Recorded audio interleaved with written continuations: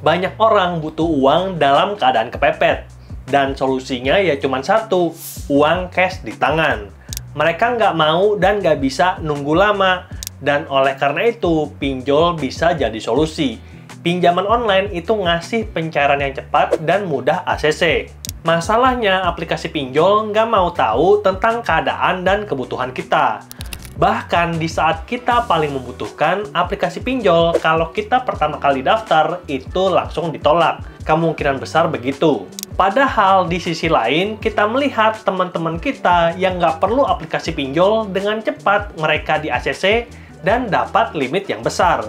Dan oleh karena itu, pada video kali ini aku akan kasih beberapa tips untuk kamu yang mau ajukan pinjaman online agar pinjaman tersebut bisa di ACC dan langsung masuk ke dalam rekening. Dan tips pertama untuk dapat pinjaman online adalah punya rawatan. Artinya kita harus punya minimal satu aplikasi pinjaman online yang resmi OJK dalam handphone kita. Akulaku, EasyCash, Kredivo, Ada Kami, Kredit Pintar, apapun itu harus ada satu aplikasi yang sudah terinstal dalam handphone kita. Limitnya kecil itu nggak ada masalah, yang penting punya aja dulu. Makanya aku berpendapat kalau kamu sekarang butuh ataupun nggak butuh pinjaman online, harus install satu aplikasi dalam handphone kamu. Lalu isi datanya sampai dapat limit pertama. Toh ketika kita daftar pinjaman online itu gratis dan nggak ada admin kalau kamu nggak pakai. Karena aku yakin banget ini bakal bantu histori kredit kamu ketika nantinya kalau kamu benar-benar butuh pinjaman, kamu bisa dapatkan pinjaman yang limitnya sesuai dengan kebutuhan. Sebagai contoh, aku pertama kali install Kredivo itu dapat limit 2,1 juta. Dan baru beberapa tahun kemudian, di tahun ini aku dapat limit mentok di 50 juta dengan tempo maksimal 24 bulan, walaupun aku udah jarang pakai Kredivo. Jadi, peningkatan limit pinjaman itu perlu waktu, seperti halnya waktu kita PDKT ke gebetan untuk ngajak pacaran. Dan opsi lain di samping aplikasi pinjol adalah daftar kartu kredit. Yang penting kamu punya sejarah dan punya skor kredit, sehingga memudahkan aplikasi berikutnya untuk ngasih kamu limit dan mencairkan limit kepada kamu. Lalu tips kedua adalah mengisi data dengan benar. Yang mana data benar harus sesuai dengan KTP dan nggak pakai data busuk. Walaupun aku yakin banget banyak banget YouTuber di luar sana yang ngajarin kamu untuk ambil pinjaman pakai data busuk, itu mereka sesat. Karena berdasarkan pengalamanku, pinjol yang resmi dan legal OJK, itu datanya harus sesuai, dan kalau tidak sesuai, maka kamu akan ditolak. Itu pasti. Dan ada beberapa data yang akan mereka minta. Yang pertama adalah data pribadi. KTP harus valid dan terdaftar di Dukcapil.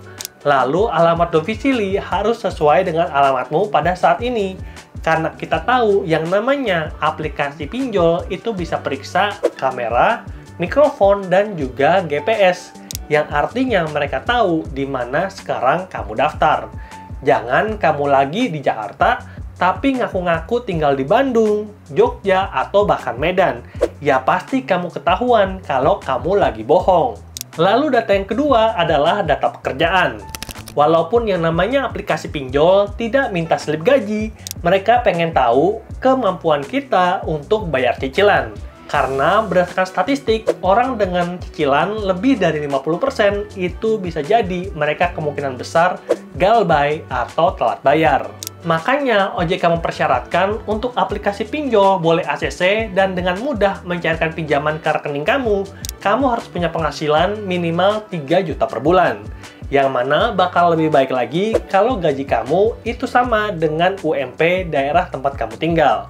Misalkan, sekarang aku adalah UMP Kota Jakarta, 5,4 juta. Itu bakal lebih baik dan bakal lebih mudah dibandingkan mereka yang gajinya di bawah UMP. Lalu data ketiga yang diminta adalah kontak darurat. Bisa orang tua, pasangan, ataupun saudara. Dan walaupun tidak ada aplikasi pinjol yang menelpon kontak darurat di awal masa pinjaman, aku yakin dan percaya kalau mereka itu punya hak untuk tahu kalau nomor handphonenya dijadikan kontak darurat. Dengan begitu, mereka bisa bantu kita kalau kita ada masalah dalam pinjaman, entah telat bayar ataupun gagal bayar. Dan kamu tenang aja, kalau misalkan kontak darurat kita itu disalahgunakan oleh pinjol legal, kita bisa lapor OJK di 081 157 157 157 atau via telepon yang ada di sini. Lalu tips yang ketiga adalah periksa BI checking dan juga skor kredit. Yang namanya pinjol itu bisa tahu riwayat kredit setiap kita melalui pemeriksaan BI. Sejarah pinjaman kita selama minimal 2 tahun ke belakang akan bisa dilihat dan dicek apakah call BI kita itu bagus ataupun jelek. Yang namanya bagus itu kalau kita call 1 atau call 2. Dan sangat tidak bagus dan nggak bakal cair kalau kita pernah dapat call 3, 4, atau 5. Kalau call 5 udah pasti nggak bakal cair. Oleh karena itu, kalau kamu daftar pinjol tapi nggak ada yang di ACC, aku sarankan untuk kamu cek call kamu dulu. Jangan-jangan data kamu pernah disalahgunakan dan kamu kena call 5. Nah, cara cek call BI ataupun Slack OJK aku udah jelasin di video ini. Linknya ada di deskripsi. Dan opsi lain adalah pakai aplikasi Score Life untuk lihat call BI kamu. Score Life adalah aplikasi manajemen kredit yang dikembangkan oleh PT Skortek Karya Indonesia yang diluncurkan pada tahun 2020 dengan tujuan untuk membantu masyarakat dalam mengelola dan meningkatkan skor kredit. Dan fitur yang paling aku suka adalah mengetahui peluang pengajuan kredit untuk disetujui dan pantau penyalahgunaan data atas nama kamu. Dan tips terakhir dari aku ketika kamu akan install aplikasi pinjol adalah pakai 2 handphone. Praktik menggunakan 2 handphone kayak gini itu adalah lumrah di masyarakat dan aku pergunakan sendiri. 1 handphone memang untuk pegangan sehari-hari dan 1 handphone lagi khusus untuk aplikasi pinjol. Alasannya ada 2. Yang pertama, membatasi akses data. HP yang digunakan untuk pinjol hanya akan berisi data-data yang berhubungan dengan pinjaman online. Dan ini membatasi akses pinjol ke data pribadi seperti foto, kontak darurat, media sosial, ataupun aplikasi perbankan.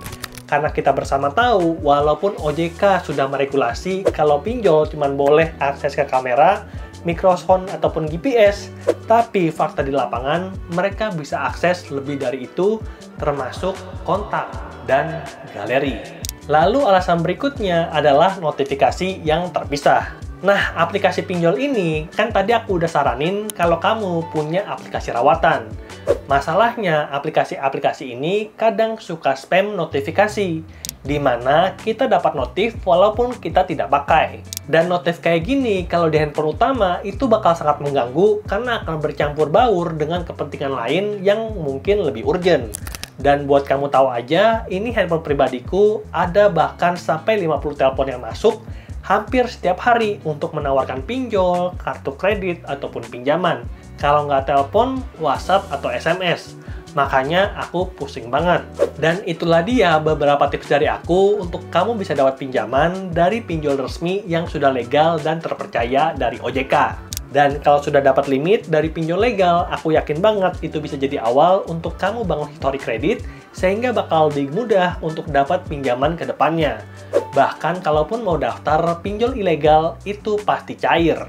Masalahnya, pinjol ilegal itu tidak punya panduan ataupun koridor hukum ketika menagih kepada kamu dan tidak ada koridor hukum dalam besarnya bunga. Ada banyak cerita yang mana mereka cuma pinjam jutaan, tapi udah bayar ratusan juta dan hutangnya nggak lunas-lunas. Makanya, walaupun pinjol ilegal terdengar itu menarik, jangan pernah install aplikasi pinjol ilegal di handphone kamu. Pastikan kamu cuma pakai handphone pinjol yang legal.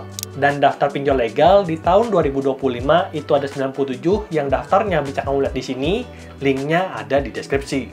Semoga videonya bermanfaat dan sampai jumpa di video berikutnya. Bye!